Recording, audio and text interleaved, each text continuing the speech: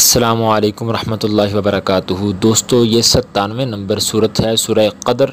اور یہ مکی صورتوں میں اس کا شمار ہوتا ہے۔ اس میں 5 آیتیں ہیں اور 1 رکوع ہے۔ دوستو شب قدر کیا ہے یہ ہم قرآن سے ہی جاننے کی کوشش کرتے ہیں۔ بسم اللہ الرحمن الرحیم، اللہ کے نام سے شروع جو بہت مہربان رحمت والا ہے۔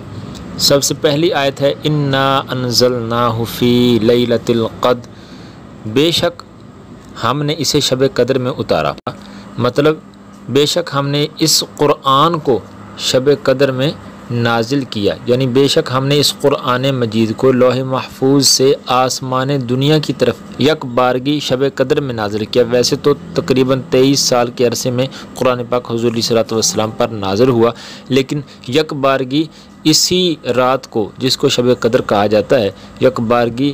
لوح محفوظ سے آسمان دنیا کی طرف نازل کیا گیا۔ اس کے فضائل کیا ہیں؟ شب قدر شرف و برکت والی رات ہے۔ اس کو شب قدر اس لیے کہتے ہیں کہ اس شب میں سال بھر کے احکام نافذ کیے جاتے ہیں اور فرشتوں کو سال بھر کے کاموں اور خدمات پر مامور کیا جاتا ہے، اور یہ بھی کہا گیا ہے کہ اس رات کی دیگر راتوں پر شرافت و قدر کے باعث اس کو شب قدر کہتے ہیں۔ اور یہ بھی منقول ہے کہ چونکہ اس شب میں نیک اعمال مقبول ہوتے ہیں اور بارگاہ الہی میں ان کی قدر کی جاتی ہے، اس لیے اس کو شب قدر کہتے ہیں۔ احادیث میں اس شب کی بہت فضیلتیں وارد ہوئی ہیں، چنانچہ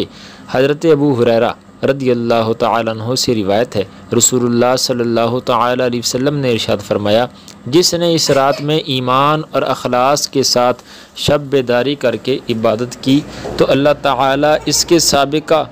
صغیرہ گناہ بخش دیتا ہے۔ اور حضرت انس بن مالک رضی اللہ تعالیٰ عنہ سے روایت ہے کہ رمضان کا مہینہ آیا تو حضور پر نور صلی اللہ تعالیٰ علیہ وآلہ وسلم نے ارشاد فرمایا، بے شک تمہارے پاس یہ مہینہ آیا ہے اور اس میں ایک رات ایسی ہے جو 1000 مہینوں سے بہتر ہے۔ جو شخص اس رات سے محروم رہ گیا وہ تمام نیکیوں سے محروم رہا، اور محروم وہی رہے گا جس کی قسمت میں محرومی ہے۔ لہذا ہر مسلمان کو چاہیے کہ وہ یہ رات عبادت میں گزارے اور اس رات میں کثرت سے استغفار کرے، جیسا کہ حضرت عائشہ صدیقہ رضی اللہ تعالیٰ عنہا فرماتی ہیں، میں نے عرض کی یا رسول اللہ صلی اللہ تعالیٰ علیہ وآلہ وسلم، اگر مجھے معلوم ہو کہ لیلۃ القدر کون سی رات ہے تو اس رات میں کیا کروں اور کس طرح سے دعا کروں؟ تو ارشاد فرمایا، تم کہو اللہم انک عفو کریم تحب العفو فاعف عنی، اے اللہ بے شک تو معاف فرمانے والا کرم کرنے والا ہے، تو معاف کرنے کو پسند فرماتا ہے، تو میرے گناہوں کو بھی معاف فرما دے۔ نیز آپ رضی اللہ تعالیٰ عنہا فرماتی ہیں، اگر مجھے معلوم ہو جائے کہ کون سی رات لیلۃ القدر ہے تو میں اس رات میں یہ دعا بکثرت مانگوں گی، اے اللہ میں تجھ سے مغفرت اور عافیت کا سوال کرتی ہوں۔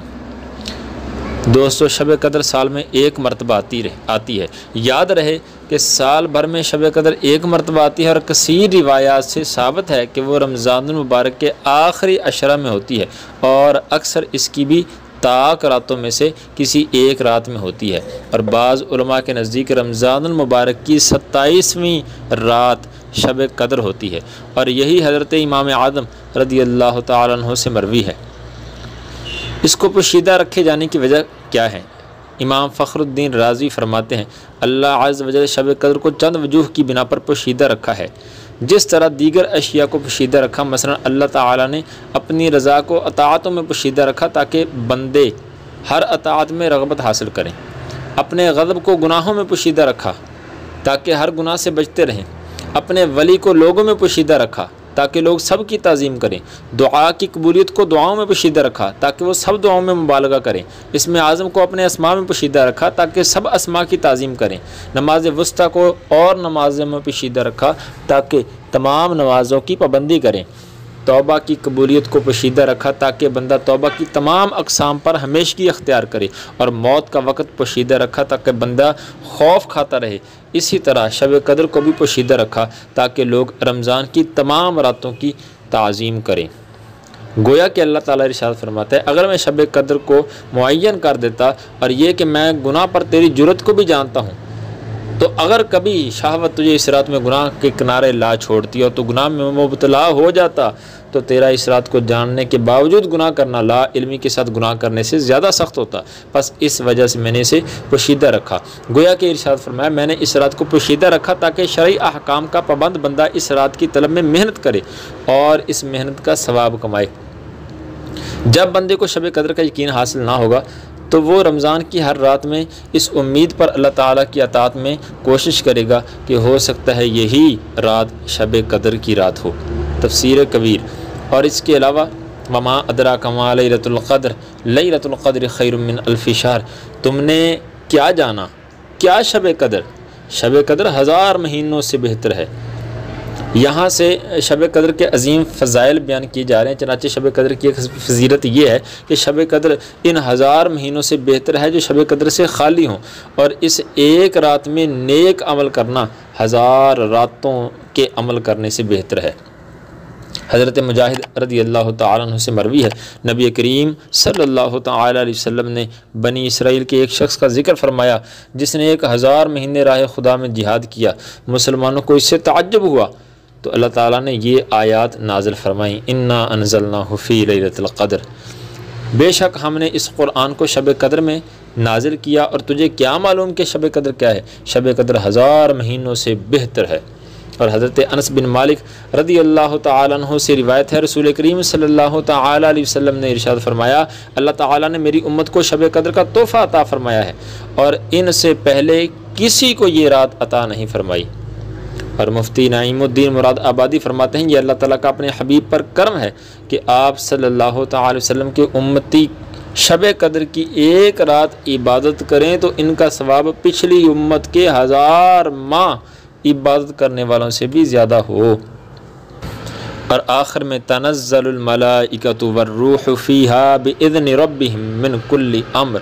سلام ہی حتی مطلع الفجر، اس میں فرشتے اور جبرائیل اترتے ہیں اپنے رب کے حکم سے ہر کام کے لیے، وہ سلامتی ہے صبح چمکنے تک۔ اس رات میں فرشتے اور جبرائیل اترتے ہیں۔ شب قدر کی دوسری فضیلت یہ ہے کہ اس رات میں فرشتے اور حضرت جبرائیل علیہ السلام اپنے رب کے حکم سے ہر اس کام کے لیے جو اللہ تعالیٰ نے اس سال کے لیے مقرر فرمایا ہے آسمان سے زمین کی طرف اترتے ہیں، اور جو بندہ کھڑا یا بیٹھا اللہ تعالیٰ کی یاد میں مشغول ہوتا ہے اسے سلام کرتے ہیں اور اس کے حق میں دعا و استغفار کرتے ہیں۔ اور حضرت انس رضی اللہ تعالیٰ عنہ سے روایت ہے، رسول اللہ صلی اللہ تعالیٰ علیہ وسلم نے ارشاد فرمایا جب شب قدر ہوتی ہے تو حضرت جبرائیل علیہ السلام فرشتوں کی جماعت میں اترتے ہیں اور ہر اس کھڑے بیٹھے بندے کو دعائیں دیتے ہیں جو اللہ تعالیٰ کا ذکر کر رہا ہو۔ آگے سلام ہی حتی مطلع الفجر، یہ رات صبح طلوع ہونے تک سلامتی ہے۔ اور شب قدر کی تیسری فضیلت یہ ہے کہ یہ رات صبح طلوع ہونے تک سراسر بلاؤں اور آفتوں سے سلامتی والی ہے۔ اس رات میں جتنا ہو سکے بندہ عبادت کرے، ذکر و اذکار کرے اور کوشش کرے ہر گناہ سے باز رہ کر صرف اور صرف اللہ پاک کو راضی کرنے کی کوشش کی جائے۔ باقی رہ گیا کہ شب قدر ہے کب، تو یہ ہماری 14 کو جو ہے عید بن رہی ہے، عید الفطر، یعنی اگر ہمارے 30 روزے ہوئے تو 14 کو عید ہوگی، ٹھیک ہے۔ تو اس میں جو ہے اب 13ویں دن 13 تاریخ کو یعنی ہماری جمعرات کے دن 13 تاریخ کو ہمارا 30واں روزہ بنتا ہے، تو اس حساب سے ہماری 9 اور 10 کے درمیانی جو رات ہوگی وہ 27ویں کی رات ہوگی، کیونکہ ہمارا 10 تاریخ کو جو ہے وہ سوموار والے دن 10 تاریخ کو ہمارا 27واں روزہ ہے، اور 9 تاریخ اتوار والے دن ہمارا جو ہے 26واں روزہ ہوگا۔ تو 26 اور 27 کی درمیانی رات شب قدر کی رات ہے، 27ویں کی رات جس کو بولا جاتا ہے۔ تو انشاءاللہ 9 اور 10 یعنی اتوار اور سوموار کے درمیانی رات جو ہوگی 9 اور 10 کے بیچ میں، 9-10 مئی کے بیچ میں انشاءاللہ وہ 27ویں رات ہے۔ اور انشاءاللہ اگر 30 روزے ہوئے تو 14 مئی کو 5واں مہینہ 14 تاریخ اور جمعے کا دن ہوگا، اور عید الفطر انشاءاللہ اللہ کریم ہمیں زندگی دے، انشاءاللہ بھرپور طریقے سے روزے رکھنے کی بھی اللہ پاک توفیق دے، عبادت کرنے کی توفیق دے، اور پھر آخر میں جو ہے اس رات میں جا کر زیادہ سے زیادہ نیکیاں اکٹھی کر کے عید کرنے کی بھی توفیق عطا فرمائے۔ جزاک اللہ خیر۔ السلام علیکم ورحمۃ اللہ وبرکاتہ۔